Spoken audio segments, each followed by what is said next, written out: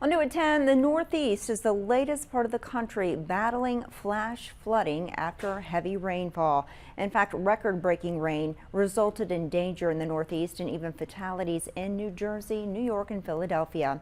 Now questions remain about whether anything could have been done to better protect residents in those areas and Central Texas. WGEM's Zeke Shapiro spoke with first responders about a device that could make the difference between life and death. In Quincy, it was mostly sunny and the temperature was 86 degrees.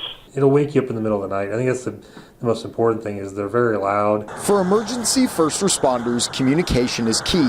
For everyday people, the same is true, and one of the most important tools you can have is a weather radio. Weather radios can definitely be very important. It keeps you up to date on what inclement weather is in your area, or if there is going to be inclement weather in your area. But how do they work? Kind of like our police radios work. It transmits a signal and a tone which sets off the radio, and then you can broadcast whatever message that is across that platform. With the increase in technology these days, many severe weather warnings can be sent over the phone. However, there are many flaws to using that system. Some people, turn their phones off or mute them at night, but the weather radio is essentially like an alarm that can go off. The radios can also be set to send alerts for different areas and for different reasons. The weather radio will tell you if there's like a flash flood warning on whatever river. It will also tell you the level of the river, among other important facts. Even more than just having a radio, first responders say you should always be aware of the weather in your area,